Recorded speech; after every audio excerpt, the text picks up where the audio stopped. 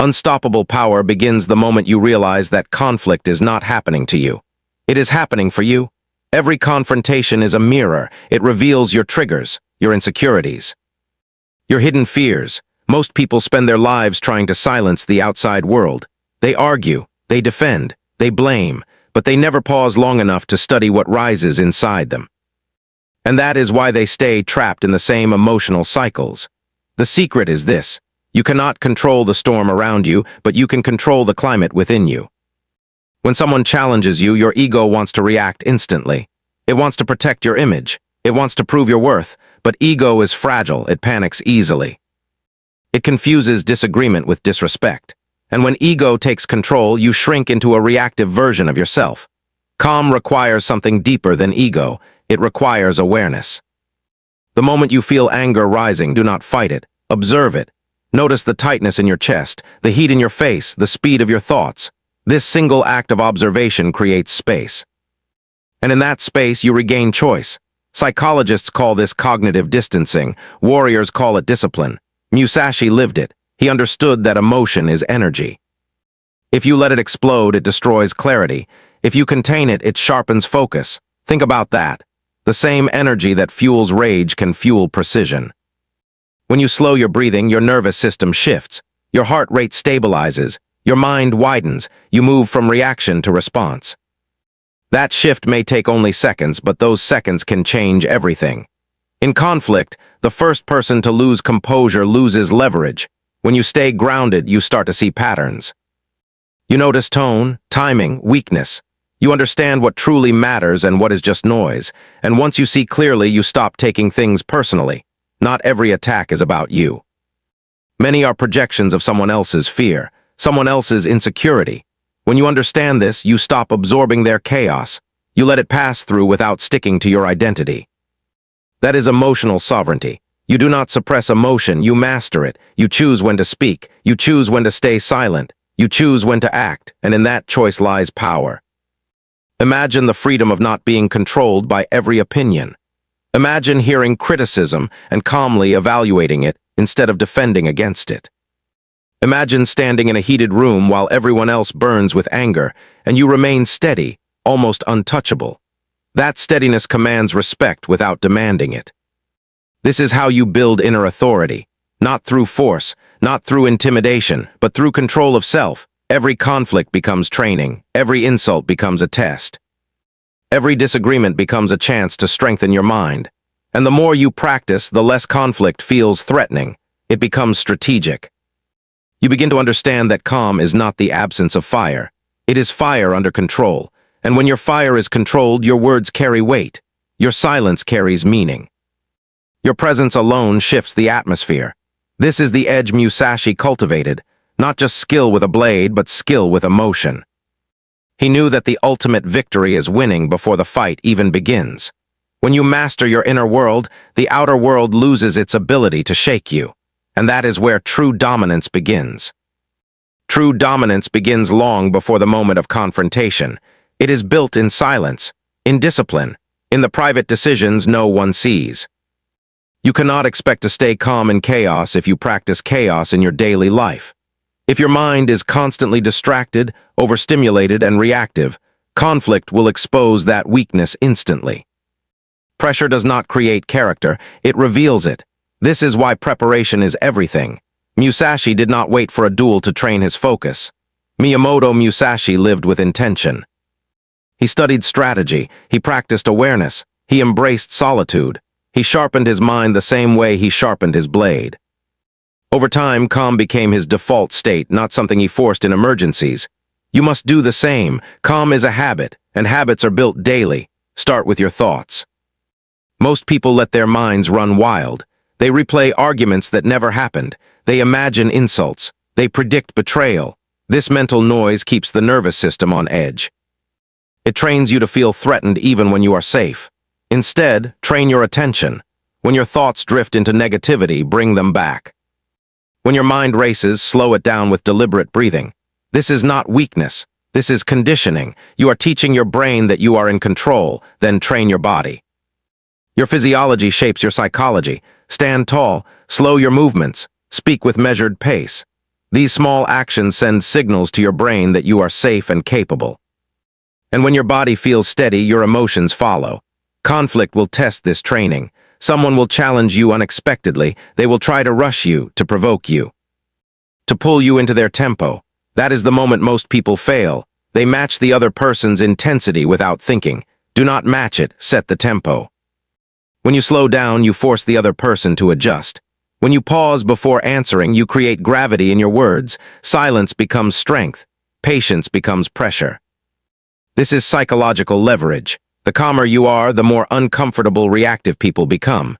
They feed on emotion. They expect resistance. When they do not receive it, they lose rhythm. And in that loss of rhythm, you gain clarity. But understand this clearly. Staying calm does not mean being passive. It does not mean tolerating disrespect.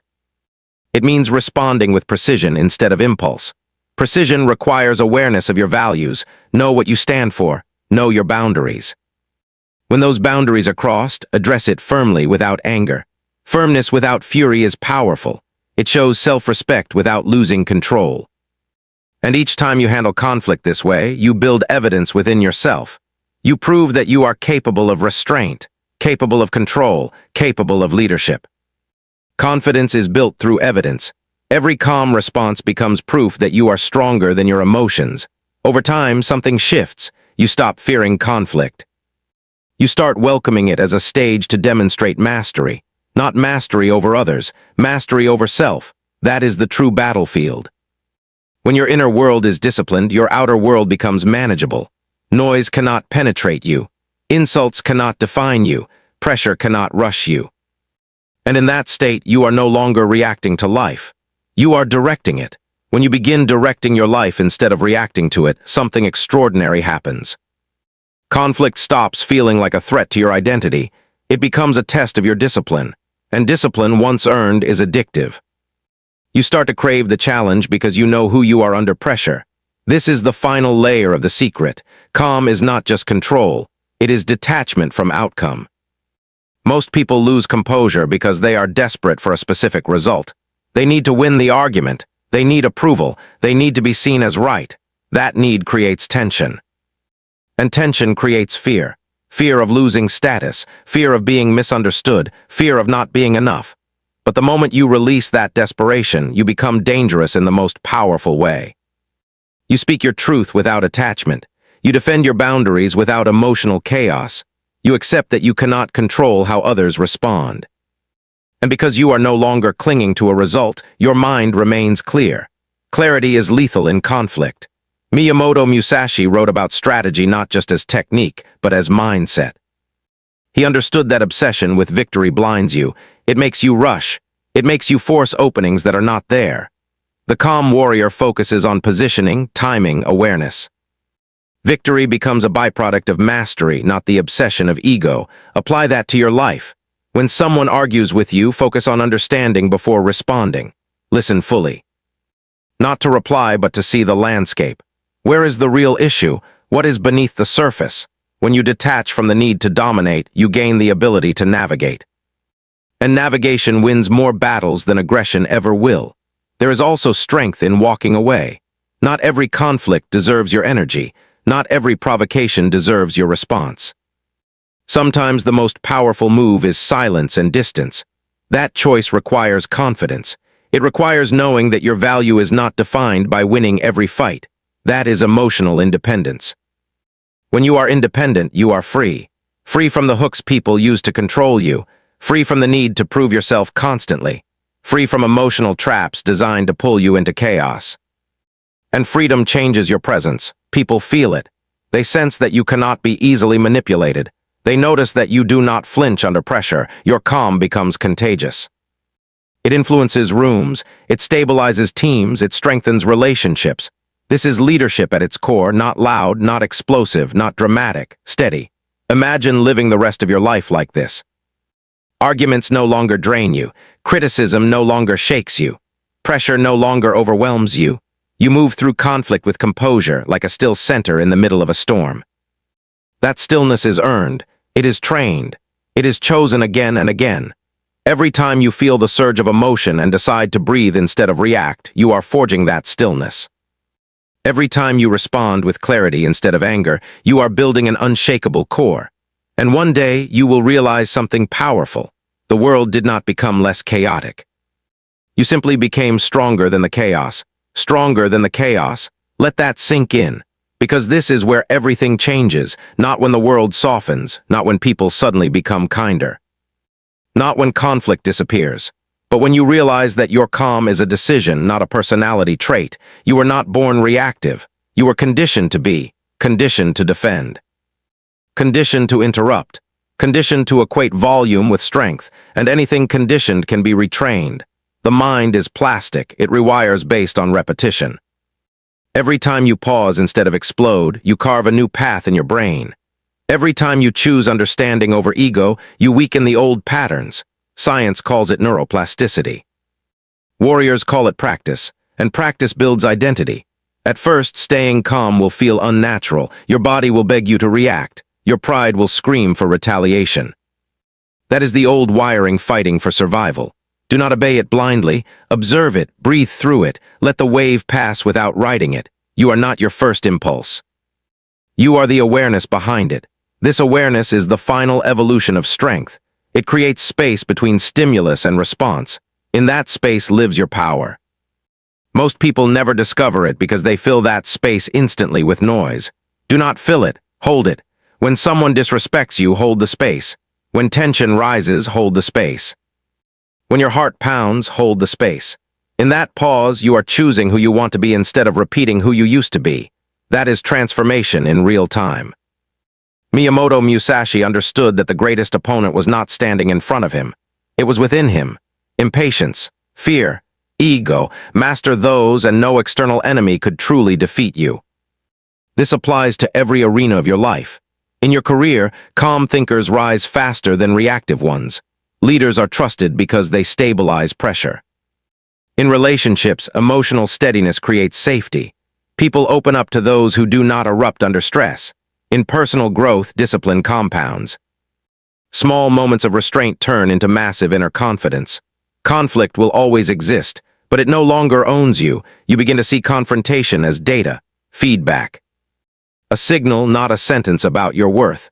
When you detach your identity from the heat of the moment, you gain perspective, and perspective turns emotional fires into manageable sparks.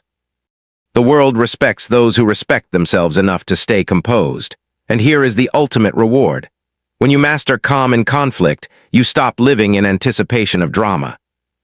Your nervous system relaxes, your sleep improves, your focus sharpens, your energy returns. You no longer carry the weight of unresolved anger or replay arguments in your head at night. Peace becomes your baseline, not because life is easy, but because you are disciplined. Imagine the version of you who cannot be baited, who cannot be rushed, who cannot be emotionally hijacked. That version already exists within you. It is built one response at a time. So the next time conflict knocks on your door, do not see it as an enemy, see it as your training ground. A chance to reinforce who you are becoming. Calm, focused, unshaken. And when you live from that place consistently, you realize something extraordinary. You do not need to win every battle. Because you have already won yourself.